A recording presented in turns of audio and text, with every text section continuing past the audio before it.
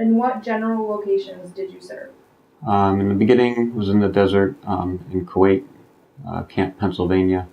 Then we moved forward by helicopter, air assaulting into Iraq to outside of An-Najaf, all the way up, a couple of cities and towns in between Baghdad, and then ultimately after we ended up in Mosul, Iraq, which is northern Iraq.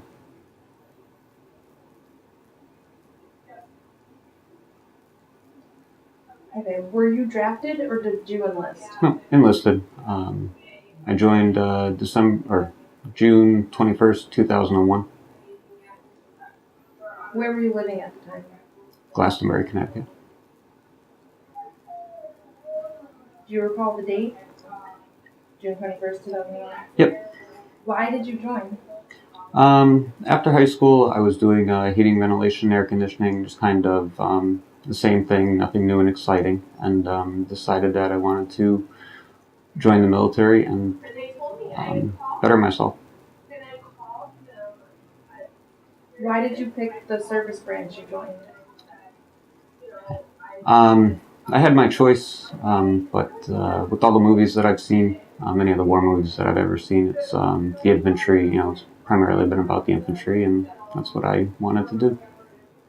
Tell me about your first days in service, like basic training. Basic training was interesting. It was Fort Benning in Georgia. It's, infantry training is a little bit different than normal Army basic training. I guess they say it's a little bit tougher. But, you come together quickly, learn to work as a team with the other people that are in your battalion. How did it feel? It was scary at first. You don't know exactly what to expect. And then, slowly as your battalion starts working together as a team, things get a little bit easier. Tell me about any instructors that you remember. And, Drill Sergeant Turner, he was a very short guy, and he'd wear his drill sergeant hat, they call it a brown round, and he would wear it so that you could never see his eyes. He was short already, and just a very interesting character. Then we had Drill Sergeant Stalin. He was Colombian and Russian. Interesting mix. Yeah, I remember in the beginning when we would do running for morning physical fitness, we would he would be saying the cadence for us to call out, and he'd get mad at us because we wouldn't be repeating what he said. So finally, someone said, it's because we can't really understand you, because he had a really bad accent. What was his accent? It was like Colombian Russian mix. So it was very interesting. That would be interesting to hear. So did you find basic training stressful at all? It's a little bit stressful. In the first 3 weeks, I got bit by a brown recluse spider, put me in the hospital for 3 days. Of course, all the physical fitness and stuff like that, it's, pretty intimidating when you first start. But as you progress through, it gets easier and easier, and by the time you're done, you're ready to go. So, how did you get through it? Like you said, just getting used to it as time went on? Yeah, it was getting used to it, adjusting to the physical demands, and doing what you're told when you're told to do it in the right uniform at the right time. Okay, after boot camp, where did you go? I went to the 101st Airborne in Fort Campbell, Kentucky.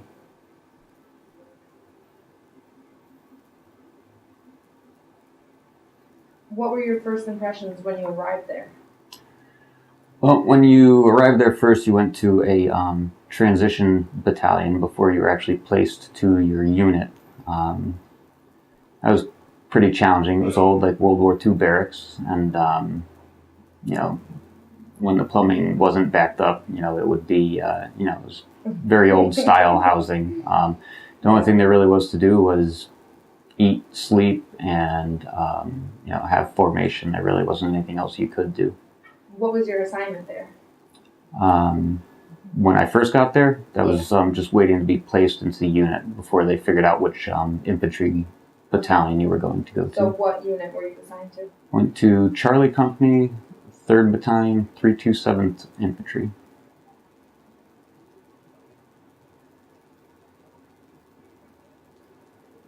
And did you have an assignment after you were assigned a unit?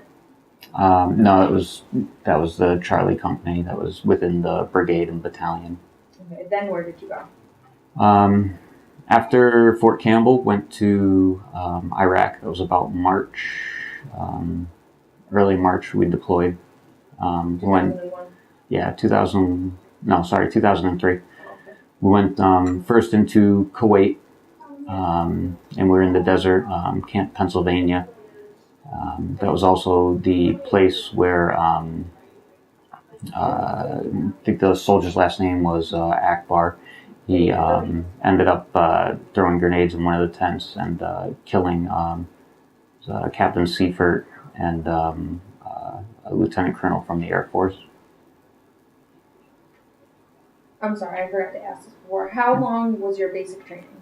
Basic training was, gosh, I do not exactly remember. Like 6 months, a year? No, it wasn't a year. Under a year? Yeah, it was, I'd say maybe almost 2 months, Oh. something like that. All right, and how long were you at Fort Campbell?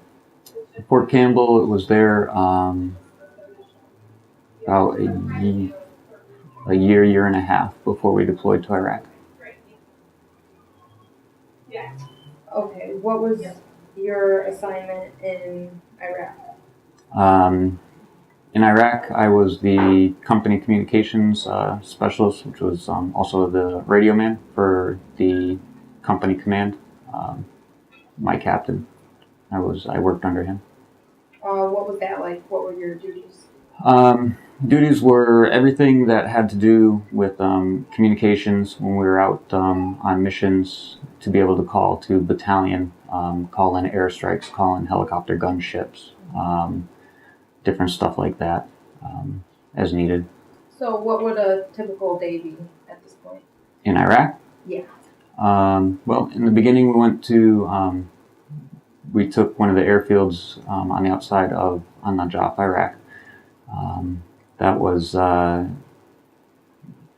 interesting. We had a tank break through the sand berm. We went in. We didn't encounter much resistance that day. It was just clearing a whole big airfield on foot.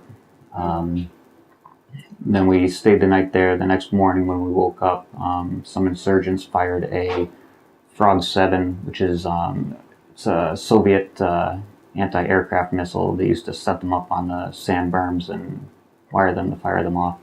And it hit probably about 500 meters from us, and they didn't know if it was a Scud chemical attack, anything like that. So it was full mop gear, which is your whole chemical suit, everything. It's like a snowsuit in the desert. Were you responsible for doing that cleanup? With the suit or whatever? Yeah, everyone, once someone says, it's gas, everyone has to put on their mop suit. So at this point, you were seeing combat? Yes. You want to give me a combat story, something like that?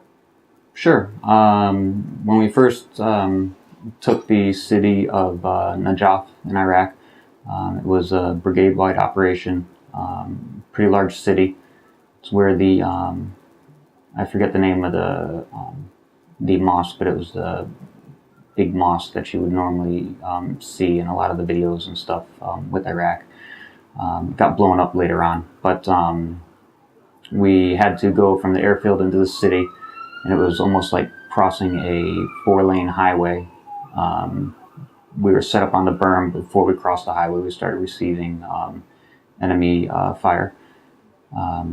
We ended up, I tried to call for smoke from artillery to cover our advancement into the city.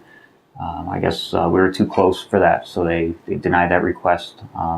Then all the other soldiers that we were with, my company was 130 men.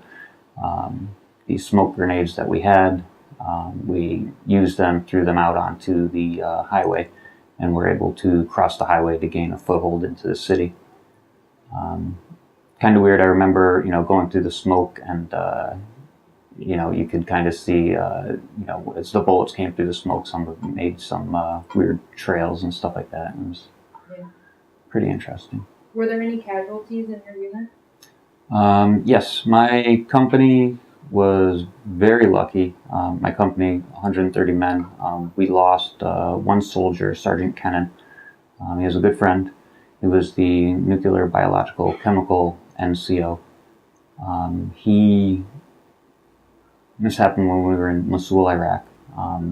We were doing observation posts set up at key intersections throughout the city to watch for insurgents planting improvised explosive devices.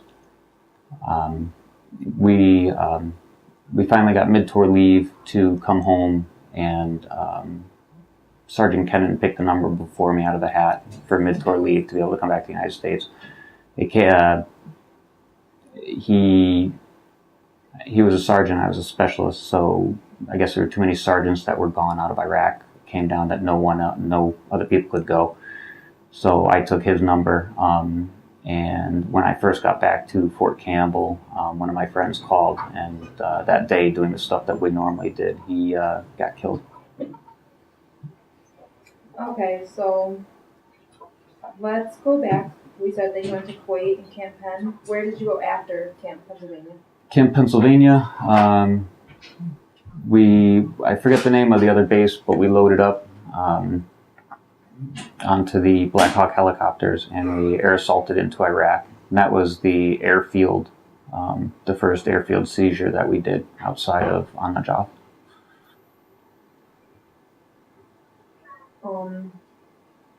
Did you have any casualties at this point, or was the other casualty the only one that you sustained? Yeah, the other casualty was the only one that we sustained. That was November 7th, 2003.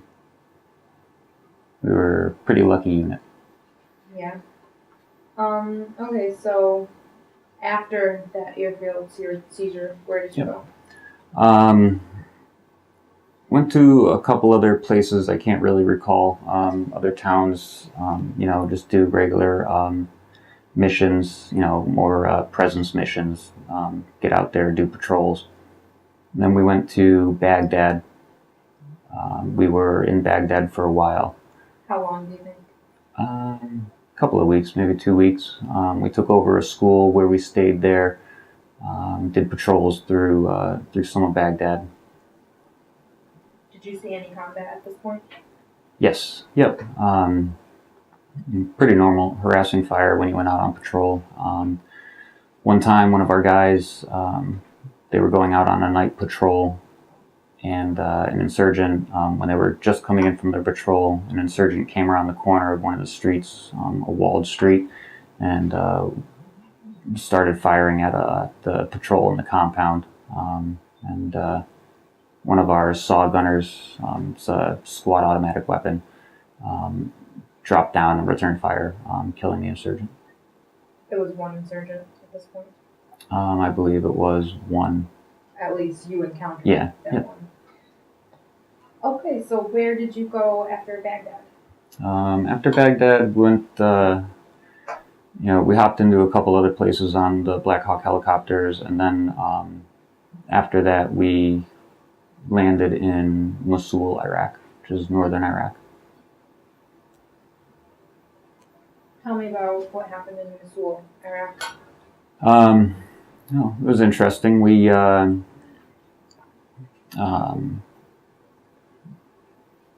took over what used to be an Iraqi post office. We would do patrols. We set up to help out do security at the gas stations, because I guess there was really long lines for gas. We also helped to set up to coordinate and control the propane gas cylinder exchanges. And after that, we moved to another place inside of Mosul, Iraq. It was a small compound. Our company was the only company, our battalion, that stayed on its own.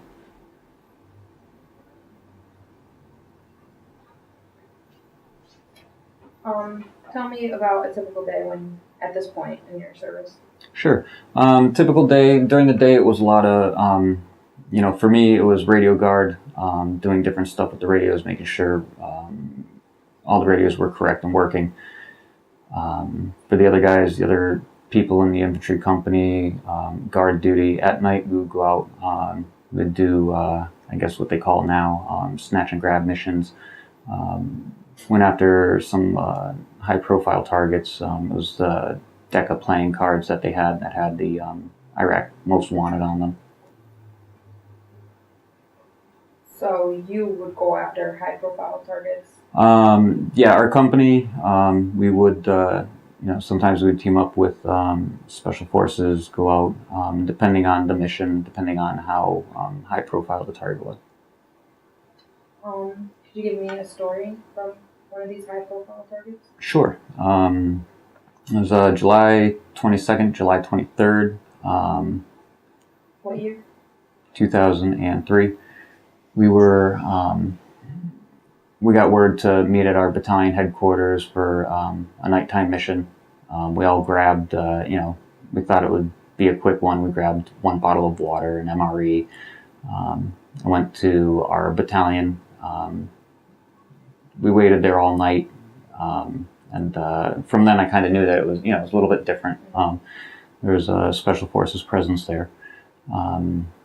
Me and my company commander, we got briefed. It was for Operation Tapeworm.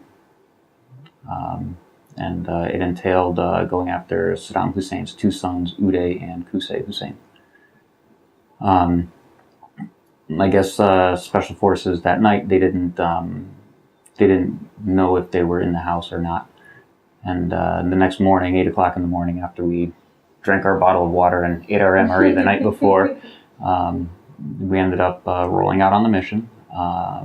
We went to the house. Our infantry company set up blocking positions for the special forces.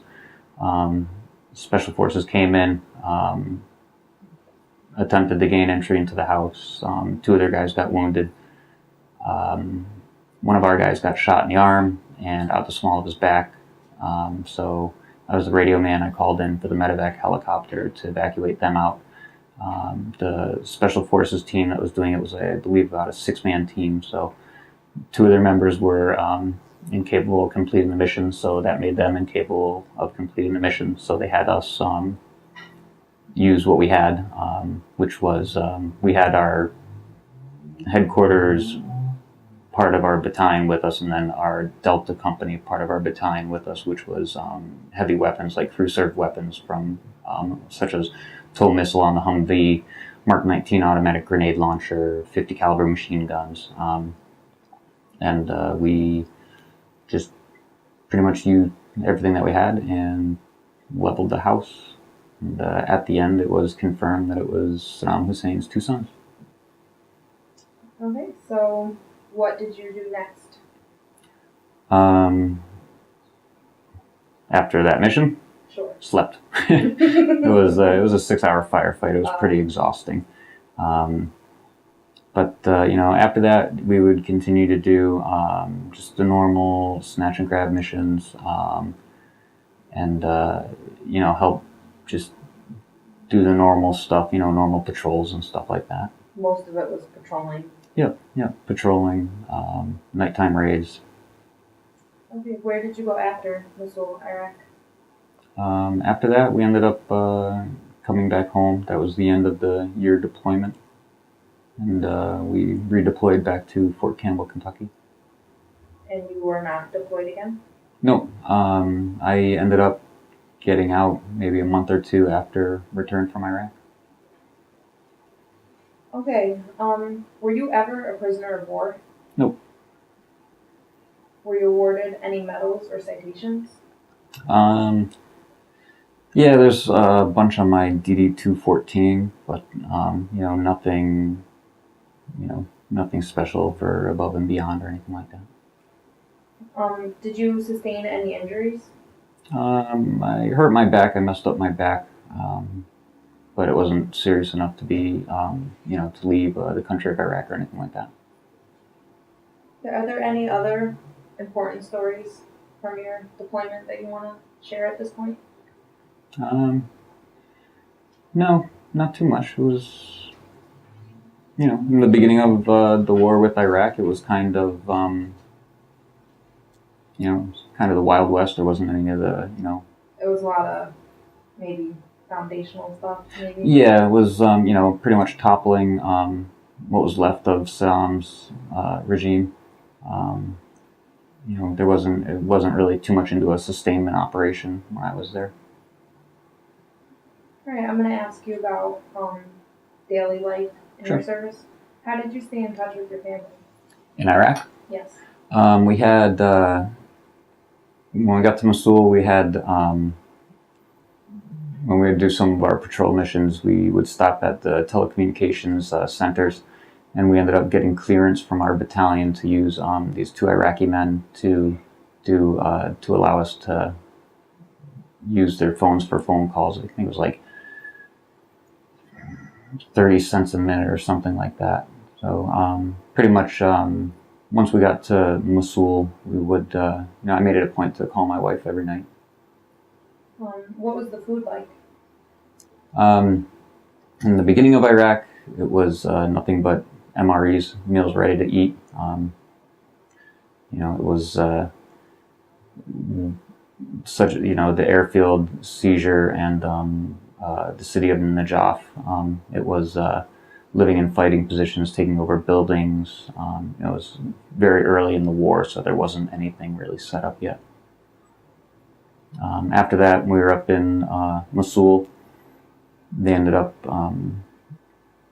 they had a mess hall to where, Better here? yeah, we would get like hot food. I think they'd try to get us breakfast and dinner, but lunch would usually be an MRE again. Did you have enough supplies? We were low on water. We ended up, because everything was bottled water there. Supplies ran pretty low for that. I think we were down to 1 bottle of water per day, but it was, pretty tall water. That got fixed. Other than that, being in the infantry, you're pretty self-sufficient. You make do with what you have. Yeah. Yep. Did you feel pressure or stress? Oh, yeah. How did you handle it? Well, it's interesting. Everyone's scared, going to war. If anyone tells you that they're not scared, they're lying to you. But when I feel when you become a better soldier and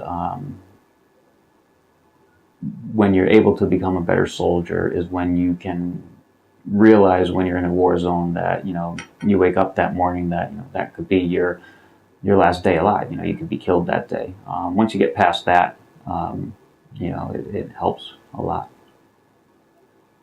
Enables you to do your job and do it better. Was there ever something special you did for good luck? Kept a picture of my wife in my helmet. The whole year, everywhere that I was. How did people entertain themselves? Oh boy. We took in a couple of pets, a couple of dogs. Other than that, we had like the little portable DVD players, the handheld DVD players, and we'd get movies sent to us by family members and stuff like that. That was the primary means of entertainment. Did you have a lot of spare time where you would have to find something to do? No, not too much spare time. How often do you think you would do missions? Like every day, every week? Yeah. Oh yeah. Pretty much every day, maybe with the exception of a couple days out of the year deployment. Did you see fighting every day? Or no, some days, everything would go off without a hitch. There was one time we were going to a nighttime mission, and one of the lieutenants that was in our company ended up getting us lost. When I was over there, it was cargo Humvees. There was no armored vehicles that you were driving around in, so we were open in the back of a Humvee, and we started getting fired at from the left side of us, and it was pitch black. You couldn't really see anything. You know, we had night vision and stuff, but it was still a really dark night. Couldn't see too much.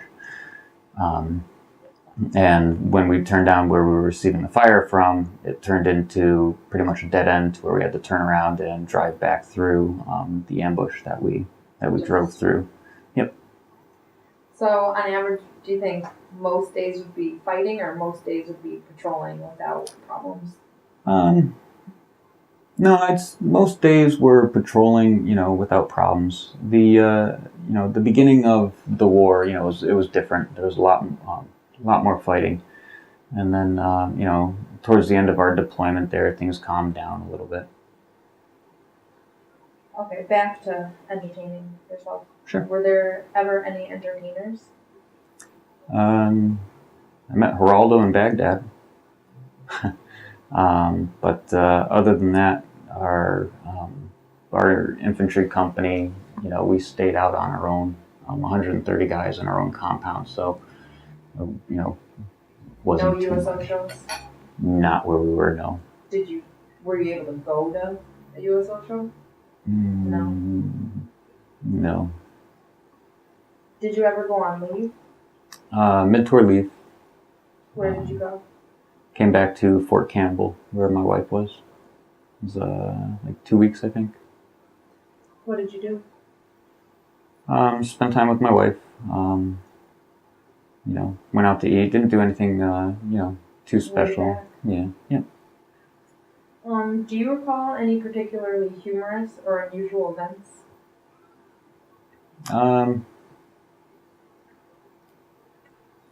No. You know, it was. I'm sure there was, but you know, from what my memory serves me, Nothing stands out. yeah, nothing too big.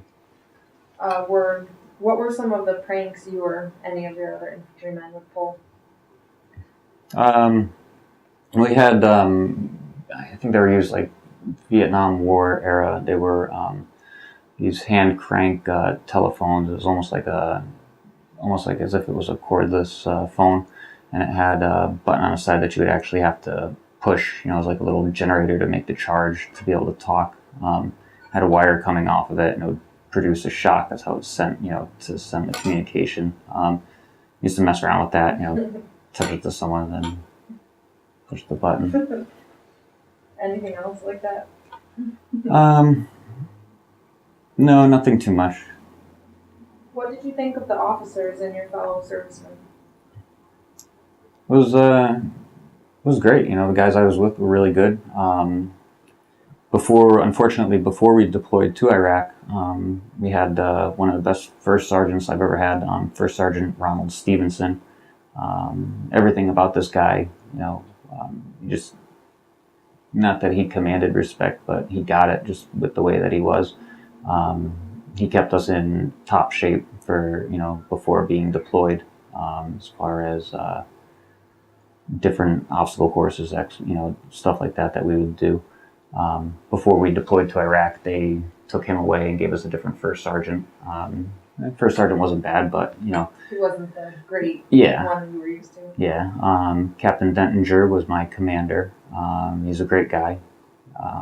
Very glad that he was, you know, that I worked under him as his RTO in Iraq. Unfortunately, about halfway through Iraq, when we were over there, you know, this is all speculation, but they switched out company commanders and battalion commanders a lot to be able to get the commanders having leadership experience, you know, in a wartime situation. So our company commander got switched to a different platoon, and we got he was a battalion executive officer. So he came down and he was in charge of our company. Sorry. Did you keep a journal? No, didn't keep a journal. Didn't really have all that much time. I think my company commander did, but I think it only lasted a little while. Yeah. You said that you didn't have much time. How many hours a day do you think you would spend patrolling or working? I was kind of, you know, we were always doing something. There was always something to be done. in the beginning of the war, we got very little sleep. And towards the end, we get, depending on what shift, what missions had going on that day. We were tasked to do a bunch of different stuff.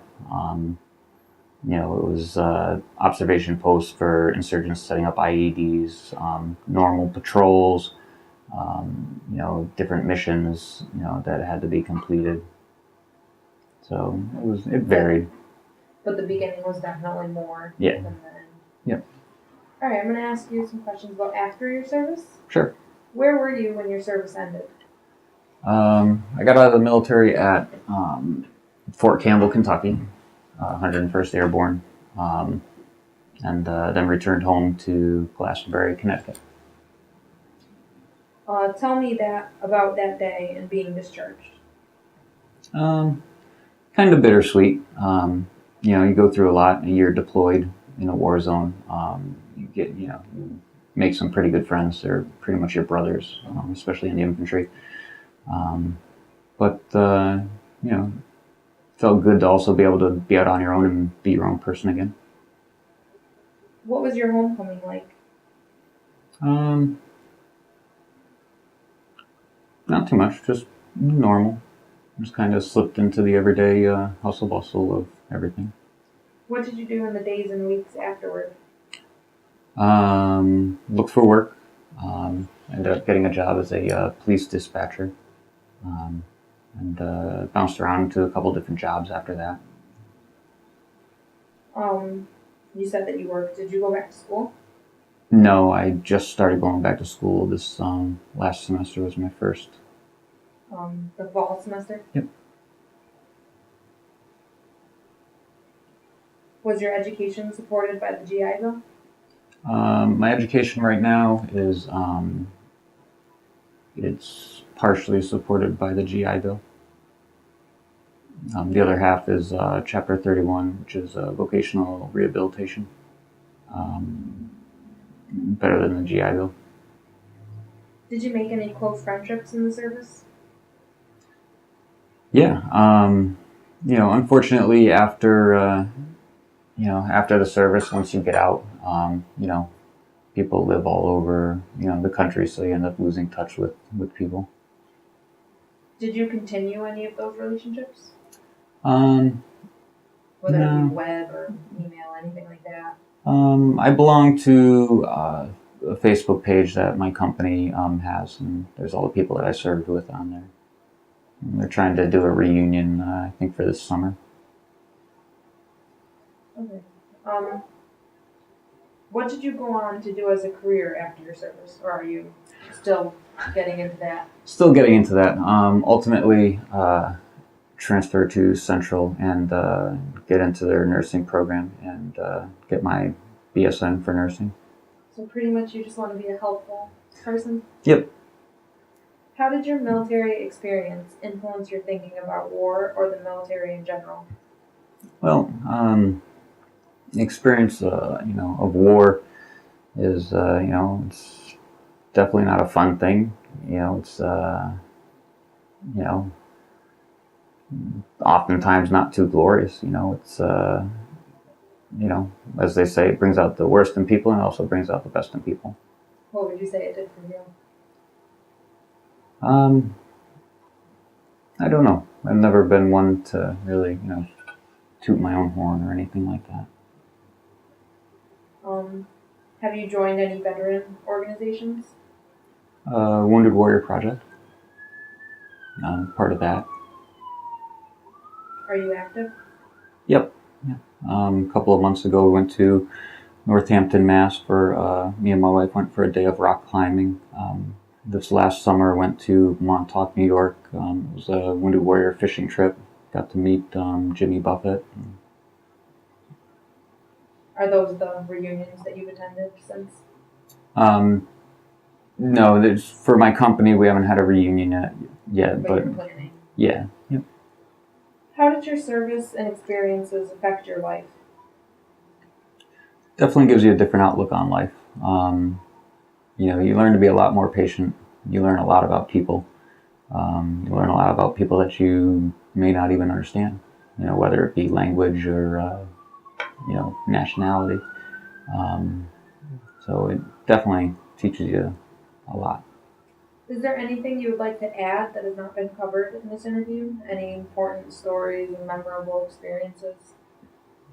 No, not really. It's just it was a year at war. Okay, well, I'd like to thank you for your service and also for taking the time to be interviewed today. Thank you.